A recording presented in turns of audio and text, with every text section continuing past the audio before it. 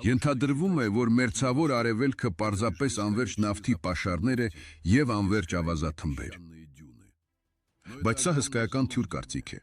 Հենց հիմա մենք գնում ենք մի երկիր, որի աշխարհագրությունը խախտում է տրամաբանության բոլոր հայտնի օրենքները։ Իրանը իր մեջ թաքցնում է անոմալիաներ, որոնց նույնիսկ փորձառու գիտնականները հրաժարվում են հավատալ։ Այսօր մենք կիջնենք էներգիայի անտեսանելի օվկիանոս, կքայլենք ուտելի կարմիր հողի լողափերով և կգտնենք այն ռեսուրսը, որը հենց այս վայրկյանին սնուցում է սարքի էկրանը, որից դուք դիտում եք այս տեսանյութը։ Այս առեղծվածների բացահայտումը կփոխի ձեր պատկերացումները, թե ինչպես է աշխատում մեր մոլորակը։ 1990 թվականին Պարսից ծոցում հորատման խումբ էր աշխատում։ Շոկն անտանելի շոկ էր, երկաթե տախտակամածն այրվել էր կոշիկներից, ներբաններից։ Պողպատե գայլիկոնը դանդաղորեն սուզվել է ծովի հատակի տակ 3 կիլոմետր խորության վրա։ Հանկարծ գործիքները խենթացան։ Հորատանցքում ճնշումը ցատկեց միջև կրիտիկական մակարդակի և բազմատոննանոց հորատումը կարծես բացարձակ դատարկության մեջ էր ընկել։ Հարթակի շուրջ օվկիանոսը սկսեց եռալ։ Ինժեներները պատրաստվում էին աղետին, ակնկալելով նավթի արտանետում, բայց ոչ մի կաթիլ սև ոսկի չթափվեց մակերեսին։ Նրանք պատահաբար հայտնաբերել են հարավային Պարսը, այնպիսի հրեշավոր չափերի գազի ջրամբար, որ այն գերազանցում է ամբողջ եվրոպական պետությունների տարածքը։ Դա էներգիայի անտեսանելի օվկիանոս էր, ամուր փակված քարե թակարդում։ Թերթերն անմիջապես վերցրին լուրը և աշխարհը լցվեց ամենադաժան լուրերով։ Միստիցիզմ փնտրողները պնդում էին, որ հորատողները ճեղքել են սնամեջ երկրի կամարը, և այս գազը, որ իջնում է մակերեսին, բառացիորեն անդրաշխարհի շունչն է։ Կային նաև նրանք, ովքեր պնդում էին, որ մոլորակի ներսում գործում է հավերժական քիմիական ռեակտոր, որն անվերջ վառելիք է ստեղծում տաք մագմայից, և հետևաբար Իրանի անպաշտպանելի պաշարները երբեք չեն սպառվի։ Բայց ճշմարտությունը շատ ավելի հուզիչ է ստացվել։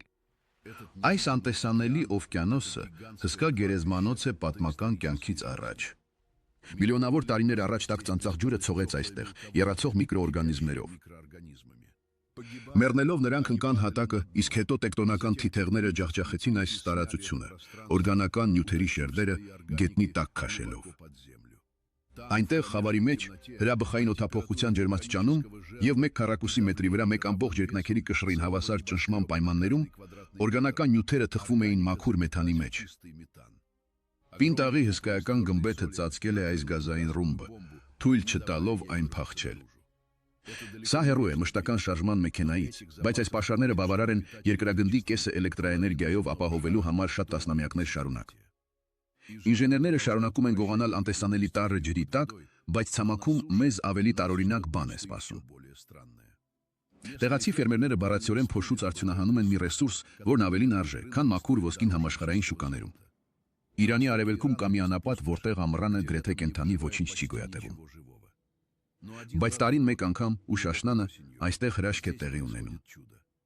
Առավոտյան ժամը 4-ն է, շուրջը բոլորը մութ է և սաստիկ ցուրտ։ Հազարավոր մարդիկ լապտերներով դուրս են գալիս դաշտեր միջև արևը ծագած բերքը հավաքելու։ Եթե ուշանան և լույսի շողերը ընկնեն նուրբ մանուշակագույն բողբոջների վրա, ապա բերքը անհույս կերպով կփչանա։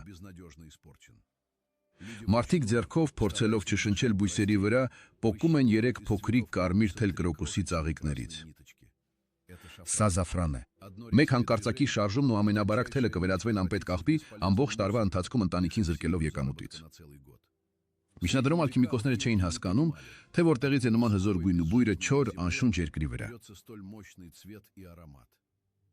Լեգենդներ են հայտնվել, որ կոկուսները բողբոջում են միայն այնտեղ, որտեղ ժամանակին հնագույն վիշապների արյան կաթիլներն են ընկել։ Խորամանկ վաճառականները դյուրահավատ հաճախորդներին ասում էին, որ դա գիսաստղերի բերած աստղային փոշին է, և այդ պատճառով այս համեմունքի մի պտղունց արժե այնքան, որքան արաբական ձիերի մի ամբողջ երամակ։ Նրանք ասում էին, որ զաֆրանն անմահություն է պարգևում և պաշտպանում է ցանկացած հիվանդությունից։ Իրականում դա էվոլյուցիայի և մարդկային անհավանական ջանքերի հրաշք է։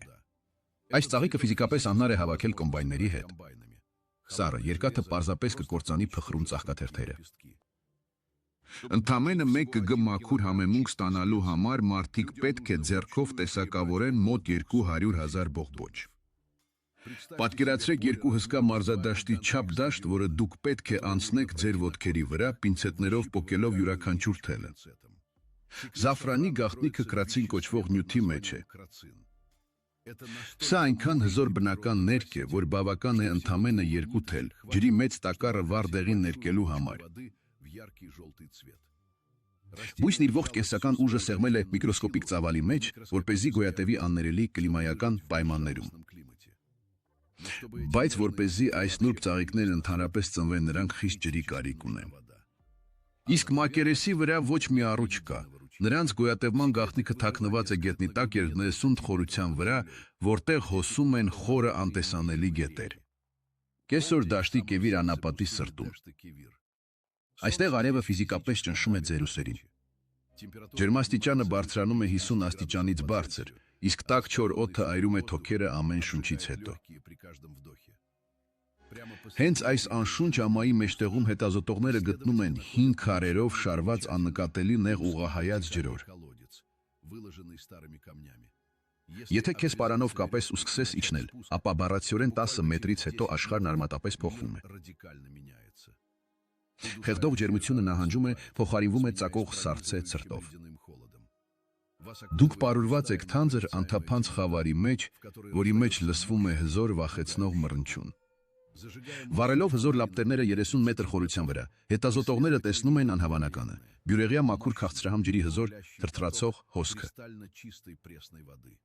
Հենց անապատի տաք թավայի տակ, թաքնված արևի կործանարար ճառագայթներից հոսում է իսկական խորը գետ։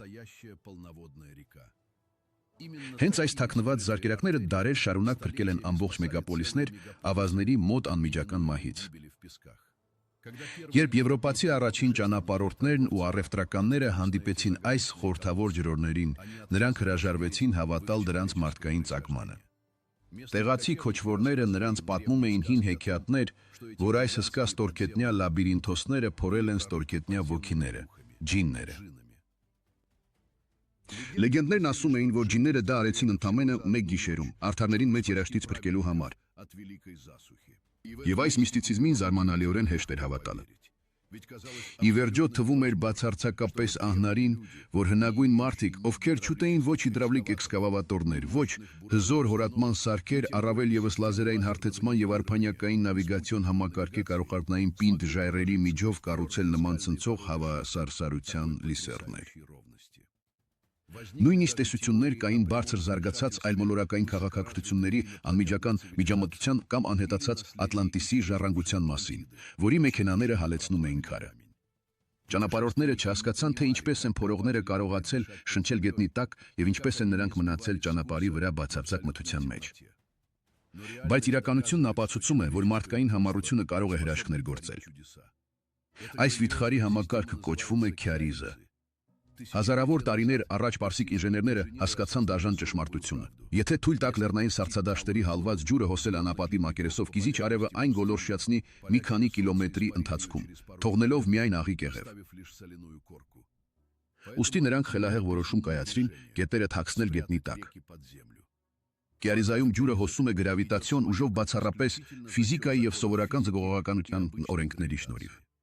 Այս թունելների ստեղծման գործընթացը մահացու էր։ Հին արհեստավորները, որոնք կոչվում էին մուկաննի, իջնում էին հանքեր, հաճախ հագած սպիտակ հագուստ, որը խորհրդանշում էր ծածկոցը, այնքան մեծ էր փլուզման վտանգը։ Նրանք կուրորեն թունելներ փորեցին, կենտրոնանալով միայն հոսող ջրի ձայնի եւ պարզ սանրվածքների վրա։ Ուղղահայաց հորերը, որոնք մենք տեսնում ենք մակերեսի վրա, ծառայում էին ոչ միայն հողը բարձրացնելու, այլ նաև որպես հնարամիտ օդափոխության համակարգ, որը թույլ չէր տալիս փորողներին խեղդել։ Այս ստեղծագործության մասշտաբները շունչ կտրում են։ Եթե դուք ձգեք Իրանի բոլոր այս տեխնացին ստորգետերը մեկ շարունակական գծի մեջ, ապա դրա երկարությունը շատ անգամ ավելի մեծ կլինի երկրից լուսին հեռավորությունից եւ թույլ կտա մեզ մի քանի անգամ փաթաթվել մեր մոլորակի շուրջը հասարակացի երկայնքով։ Սա պահանջում էր կատարյալ մաթեմատիկական ճշգրտություն։ Եթե թունելի անկյունը նույնիսկ 1 աստիճանով թեքեք, ջուրը արագություն կբարձրացնի եւ կկործանի հանքի պահոցները։ Եթե մի քիչ ավելի հարդ դարձնես, հոսքը կդադարի ու կվերածվի լճացած ճահճի։ Ջուրը ճեղքում է ամուր քարը, կյանք է տալիս զաֆրանի դաշտերին եւ հնագույն քաղաքները լցնում զովությամբ։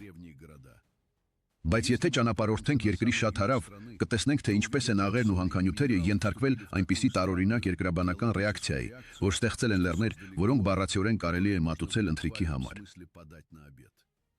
Պարսից ծոցի տակ ջրերը թաքցնում են, սակայն դրանցից մեկը կարծես թե կտրված է Give it to Fantastic Mars ֆիլմից եւ նետված է օվկիանոս։ Սա հայտնի Արմուզ կղզին է։ Երբ ձեր նավը նոր է մոտենում իր ժայռոտ ափերին, դուք սարսափելի զգացողություն եք ստանում, որ այստեղ տեղի է ունեցել լայնածավալ բնապահպանական աղետ։ Ալիքները բարձր աղմուկով բախվում են լողափին։ Օվկիանոսը ափ է նետում թանձր փրփուր, որը նման է բալի հյութին կամ նոսրացած ներկին։ Ոտքերի տակի ավազը սարսափելի առնագույն կարմիր երանգ ունի, որն անմիջապես ուտում է քո կոշիկներն ու հագուստները։ Սակայն ամենատարօրինակ տեսարանը ճամփորդներին սպասում է մի փոքր ուշ։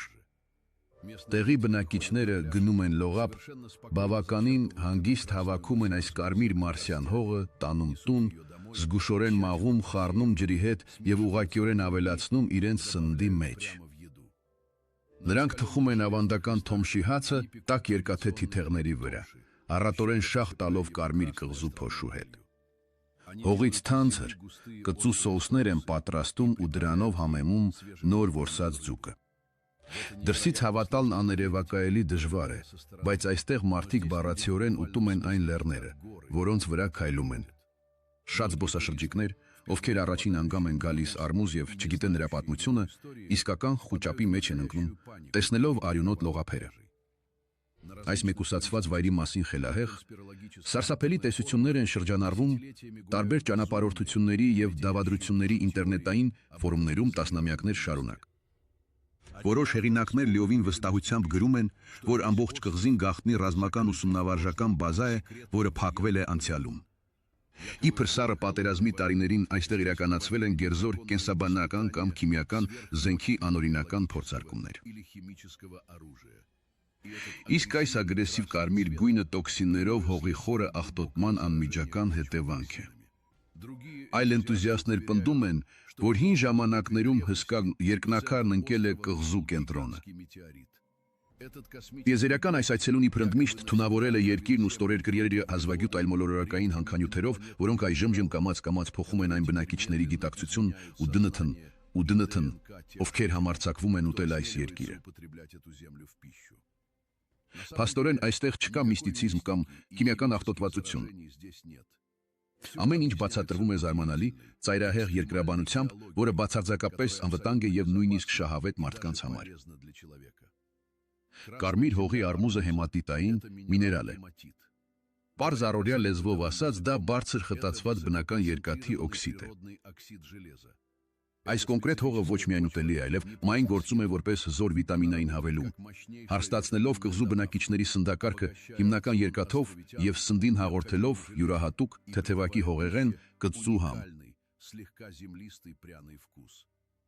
Բայց հիմնական հարցն այն է, թե ինչպես այդ պիսկայական քանակությամբ մաքուր երկաթ հայտնվել հենց մակերեսի վրա, ստեղծելով մի ամբողջ կղզի։ Պատասխանը կայանում է մի երևույթի մեջ, որը կոչվում է աղի գմբեթ կամ դիապիր։ Պատկերացրեք գործընթացը հսկայական մասշտաբով։ Ծոցի հատակի խորքում, շատ կիլոմետր խորության վրա, ընկած է հսկայական հնագույն աղի շերտ։ Աղը յուրահատուկ ֆիզիկական հատկություն ունի։ Հսկայական ճնշման տակ այն դառնում է պլաստիկ, ինչպես տաքացվող պլաստիլինը։ Վերին ապարների հրեշավոր ծանրության տակ եւ տեկտոնական թիթեղների մշտական ճնշման պատճառով այս աղը սկսում է ելք փնտրել։ Այն դանդաղ սողում է, ճեղքելով երկրի երկնակամարը։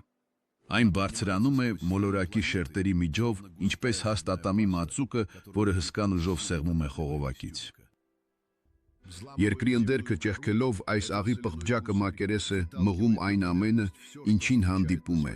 այդ թվում հանքանյութերի, երկաթի եւ հրաբխային մոխրի հնագույն հանքավայրերը։ Ահա թե ինչպես է ծնվել Հորմուզը, հսկա աղի բյուրեղը, պատված կարմիր երկաթի փոշով։ Արմուզի կարմիր գույնը հիացնում է իր պայծառությամբ։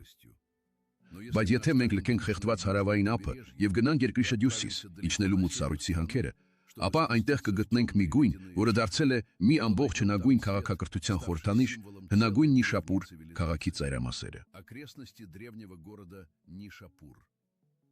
Այստեղ արևի լույսից հեռու հանքափորները կամաց-կամաց իջնում են նեղ, ոլորապտույտ գործվածքների մեջ, որոնք կտրված են ուղիղ հրաբխային ժայռի մեջ։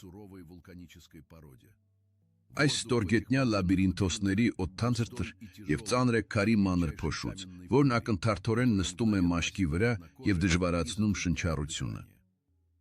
Հին խոնավությամբ ներծծված փայտե հենարանները չարագուշակորեն ճռռում են, գլխավերևում երկրի յուրաքանչյուր շարժման ժամանակ։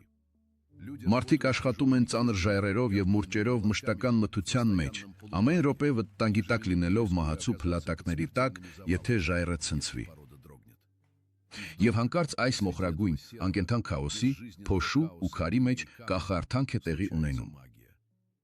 Հանքագործի լուսարձակի ճառագայթը պատից խլում է ինչ-որ անհավանական բան։ Դա շլացուցիչ կապույտ, անթերի հարթ ժայռի կտոր է, որը բառացիորեն փայլում է ներսից, ինչպես նեոնային լամպը կամ օվկիանոսի սառած կաթիլը։ Հենց այստեղ, կյանքի համար վտանգավոր այս դաժան պայմաններում, հեռու հետաքրքրասեր աչքերից արդյունահանվել է մոլորակի ամենամաքուր, կատարյալ փիրուզը ավելի քան 7000 տարի։ Այս քարը զարդարում էր փարավոնների թագերը եւ մեծագույն հրամանատարների սրերի կոճղերը։ Արևելքի հնագույն կառավարիչները, որոնք տիրապետում էին բացարձակ իշխանության, ապրում էին մշտական կաթվածահար վախի մեջ։ Նրանք սարսափում էին չար աչքից, թաքնված հայհոյանքներից եւ պալատական հանկարծակի դավադրություններից։ Երբ հանքափորները նրանց բերեցին այս ծակող կապույտ քարը, շահերը պարզապես չէին կարող հավատալ, որ նման գերբնական գեղեցկություն կարող է ծնվել զնդանների կեղտի, խավարի եւ փոշու մեջ։ Խորամանկ քահանաներն ու պալատական աստղագուշակները վստահեցնում էին տիրակալներին, որ փիրուզը ամենևին էլ երկրային քար չէ։ Լեգենդներն ասում էին, որ դրանք բուն երկնակամարի բեկորներ էին, որոնք պառակտվեցին եւ ընկան երկրի վրա աստվածների մեծ տիեզերական ճակատամարտի ժամանակ։ Ենթադրվում էր, որ այս անհավանական կապույտ հանքանյութն աշխատում է որպես մուգ մոգության սպունգ։ Այն կլանում է սեփականատիրոջն ուղղված բացասական էներգիան։ Հավատքն այն էր, որ եթե փիրուզագույնով մատանու տիրոջը մահացու, ելքը բախվի բաժակի մեջ տնված կամ թիկունքում դաշույնի հարվածից, ապա քարն իր վրա կվերցնի այդ հարվածը, կփոխի իր գույնը մահացու կանաչի կամ կբաժանվի փոքր կտորների, փրկելով տիրոջ կյանքը։ Իրականությունը, ինչպես հաճախ է պատահում, շատ ավելի բարդ ու հետաքրքիր է ստացվում, քան ցանկացած առեղծվածային հեքիաթ։ Իրանական փիրուզը զարմանալիորեն երկար, գրեթե անվերջ երկրաքիմիական գործընթացի արդյունք է։ Տասնյակ միլիոնավոր տարիներ առաջ հզոր հրաբխային գործունեության ժամանակաշրջանում գերտակ ջուրը պտվում էր այս խզվածքների երկայնքով։ Այս հեղուկը չափազանց հագեցած էր տարբեր տառերով, առաջին հերթին պղնձով եւ ալյումինով։ Այն շատ դանդաղ կաթիլ առ կաթիլ թափանցեց հրաբխային ապարների մեջ կարծրացող միկրոսկոպիկ ճեղքերով։ Հենց պղինձն էր ժայռին տալիս այս խորը, մաքուր կապույտ գույնը, եւ երբեմն երկաթի ու ցինկի խառնուրդներն ավելացնում էին կանաչավուն երանգներ։ Այս քիմիական գործընթացն ընթացել է խավարի մեջ հարյուրավոր անգամ ավելի դանդաղ, քան ստալակտիտների աճը խորը քարանձավներում։ Նիշապուրի քարերի յուրահատկությունը կայանում է նրանց իդեալական քիմիական հավասարակշռության եւ կառուցվածքի անհավանական խտության մեջ։ Ի տարբերություն աշխարհի այլ մասերի էժան փիրուզի, որն ունի ծակոտկեն կառուցվածք, կլանում է մարդու քրտինքը, նավթը եւ ժամանակի ընթացքում անդառնալիորեն կանաչում է։ Իրանական քարերը մնում են ստանդարտ։ Նրանք այնքան խիտ են, որ ոչինչ թույլ չեն տալիս իրենց ներսում, ընդմիշտ պահպանելով պարզ կապույտ երկնքի մի բեկոր ամուր ժայռի ներսում։ Հնագույն գոհարները գեղեցիկ են եւ հարգանքի տուրք են հարուստ պատմության ու մշակույթին։ Սակայն ընդամենը մի քանի տարի առաջ անխոնջ երկրաբանները Իրանում բոլորովին այլ բացահայտում արեցին։ Հայտնագործություն, որը ստիպեց ողջ ժամանակակից տեխնոլոգիական աշխարհին լարվածության մեջ մտնել եւ վերանայել համաշխարհային տնտեսական կանխատեսումները։ Նրանք գտան ռեսուրս 2023 թվականի նոր դարաշրջանի համար, սովորական գարնանային օր։ Իրանի արդյունաբերության եւ հանքերի նախարարությունը մամուլի ասուլիս է հրավիրում եւ 4 անզգայացած հայտարարություն լիբար տեխնիկական տերմիններով։ Բայց նրանց համար, ովքեր հասկանում են էությունը, այս կարճ հաղորդագրությունը առաջացնում է ռումբի պայթյունի ազդեցությունը համաշխարհային ապրանքային բորսաներում Նյու Յորքից Տոկիո, Համադանի արևմտյան նահանգում 4 Քամուց քշված եւ փոշոտ բլուրների մեջ, որտեղ ժամանակին միայն ոչխարներն էին արածում, երկրաբանները հսկայական մի բան են հայտնաբերել։ Հողի սովորական սկանավորման ժամանակ նրանք պատահաբար հանդիպեցին չափազանց աննկատ, փափուկ եւ թեթև սպիտակ մետաղի հսկայական հանքավայրի։ Փորձնական հորերի մանրակրկիտ ստուգումներից եւ հորատումից հետո պաշարները գնահատվել են ֆանտաստիկ 5 միլիոն տոննա։ Պատմության հենց այս պահին, երբ ամբողջ աշխարհը հուսահատորեն փնտրում է էներգիայի նոր աղբյուրներ, կանաչ տեխնոլոգիաներին անցնելու համար, Իրանը հանկարծ պնդում է, որ նստած է 21-րդ դարի աշխարհի ամենամեծ սպիտակ ոսկու երակներից մեկի վրա։ Համաշխարհային վերլուծաբանները, ֆինանսական փորձագետները եւ համացանցային բլոգերները անմիջապես սկսեցին կառուցել լայնածավալ դավադրության տեսություններ։ Տեղեկատվական դաշտը եռում էր։ Շատ խոշոր հրապարակումներ գրեցին, որ սա կառավարության մեծ խաբեություն է, որը ստեղծվել է միայն դյուրահավատ օտարերկրյա ներդրողներին գրավելու եւ էլեկտրոնիկայի համաշխարհային շուկայում գները արհեստականորեն շահարկելու համար։ Թերահավատները ֆորումներում միաձայն պնդում էին, որ հայտարարված թվերը ուռճացված են տասնյակ կամ նույնիսկ հարյուրավոր անգամնամդրով։ Եվ իրականում Համադանի այդ փոշոտ լեռներում բացարձակապես ոչինչ չկար, բացի սովորական շինարարական կավից եւ էժան մանրացված քարից։ Այս բացահայտումը չափազանց հաջող է արվել, ասես հոլիվուդյան ֆիլմի սցենարով։ Հենց այն պահին, երբ համաշխարհային պաշարները սկսեցին կտրուկ սպառվել, եւ հումքի գները կտրուկ բարձրացան։ Նույնիսկ խոսակցություններ կային, որ այնտեղ գաղտնի ստորգետնյա բունկերներ են կառուցվում, հետախուզական երկրաբանի անվան տակ, այնուամենայնիվ անկախ արբանյակային տվյալները եւ երկրաբանական նմուշների սպեկտրային վերլուծությունը հաստատեցին անվիճելի փաստը՝ դա լիթիում է։ Նույն մետաղը, առանց որի մեր հարմարավետ ժամանակակից կյանքը պարզապես կանգ առնի հենց այդ վայրկյանին։ Լիթիումը երկրի վրա ամենաթեթև մետաղն է, բայց այն ունի էներգիայի հսկայական լիցքեր կուտակելու եւ արձակելու եզակի ունակություն։ Առանց լիթիումի ոչ մի ժամանակակից էլեկտրական մեքենա չի գլորվի արտադրական գծից, չի միանա ոչ մի կենսական սրտի ռիթմավար եւ սմարթֆոնի էկրանը, որը հիմա ձեր ձեռքերում եք, ընդմիշտ կմտնի։ Իրանում այս ռազմավարական մետաղի ձևավորումը պահանջվել է միլիոնավոր տարիներ։ Այն հենվում է 4 նախապատմական լճերի հատակին, այսպես կոչված Աղիլիզում։ Հազարավոր տարիներ ջուրը լեռների ցանքանյութերը լվանում էր այս հսկայական ամանների մեջ։ Անողորմ արևը դանդաղորեն գոլորշիացրեց ջուրը, ներքևում թողնելով ամենաթանկարժեք ռեսուրսի ավելի խիտ եւ խիտ շերտը, որը թաքնված էր փոշու ենթակեղևով։ Սրանք պարզապես դասական կոշտ հանքաքարի հանքավայրեր չեն, որոնք պահանջում են ժամանակատար եւ թանկ ջարդում։ Իրականում Համադանի նահանգը հսկա բնական քիմիական մարտկոց է, որը ներկառուցված է երկրակեղևի խորքում։ Այս աննկատ սպիտակ փոշու մեջ թաքնված էներիքան բավարար կլինի ապագայի մեգապոլիսները երկար տասնամյակներ ինքնավար կերպով սնուցելու համար, փոխելով ուժերի հավասարակշռությունը ողջ մոլորակի վրա։ Եկեք հետադարձ հայացք գցենք։ Մենք տեսանք գազային անտեսանելի օվկիանոսներ, ծոցի տակ եւ փոքրիկ ծաղիկներ, որոնք ավելին արժեն, քան ոսկին։ Իջանք ստորգետնյա սառցե գետերի մոտ, համտեսեցինք արմուզի կարմիր լեռները։ Մութ հանքերում գտանք սառած երկինք եւ շոշափեցինք մեր մոլորակի լիթիումային ապագան։ Իրանը մեզ ապացուցում է մի շատ կարևոր բան։ Մեր աշխարհը բարդ, աներևակայելի հնարամիտ մեխանիզմ է։ Երկրի ամենաթանկ գանձերը երբեք չեն ընկած մակերեսի վրա։ Նրանք պահանջում են քաջություն, մոլուցք եւ փայլուն միտք գտնելու եւ ձեռք բերելու համար։ Մենք այնքան հուսահատ ենք խորը տարածություն ուսումնասիրելու, այլ մոլորակների վայրկյանք փնտրելու համար, բայց ճշմարտությունն այն է, որ մենք դեռևս չենք պատկերացնում, թե ինչ ահնարին բաներ են թաքնված հենց մեր ոտքերի տակ։